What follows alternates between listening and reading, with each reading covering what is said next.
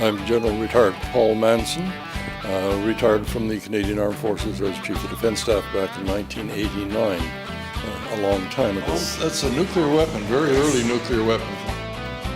We're presently in the Defen Bunker, a fascinating museum of military history that covers the Cold War era.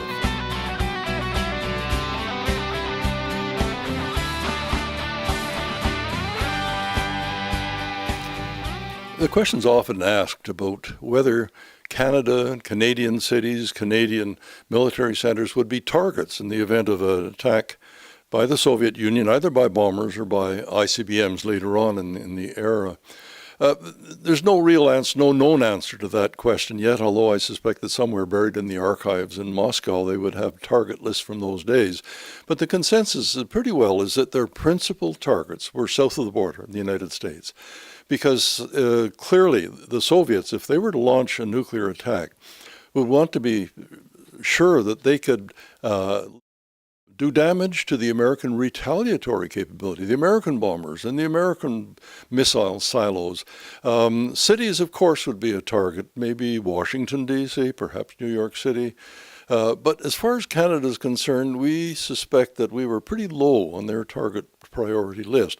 Ottawa itself could very well have been a target. We'll never know that.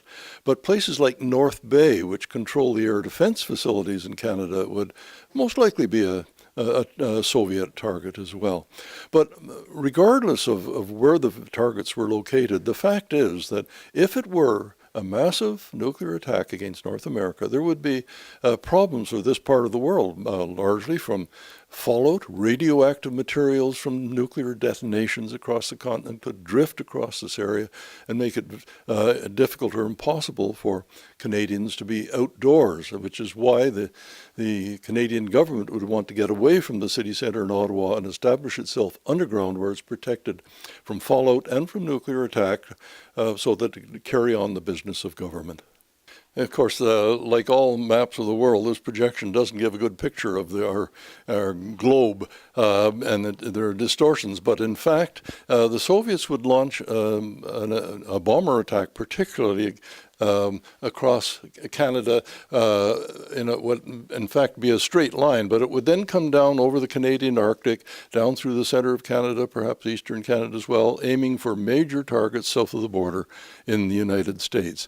And the same would be true of ICBMs, except that launching sites, Soviet launching sites, would be far further inland, because the range isn't nearly as much of a problem as it would be for manned bombers, which do have limited range.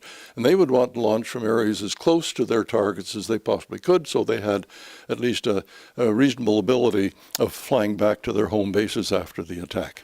We're standing now in the medical facility inside the Defen Bunker.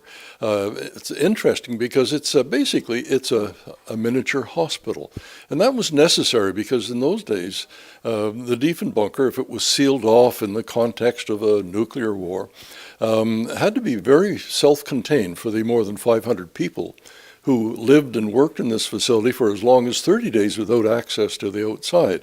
So the medical center was important, and it has a pretty good capability for looking after those people, including minor operations, treatments of injuries, wounding, and looking after people who might have been exposed to radiation during a nuclear attack.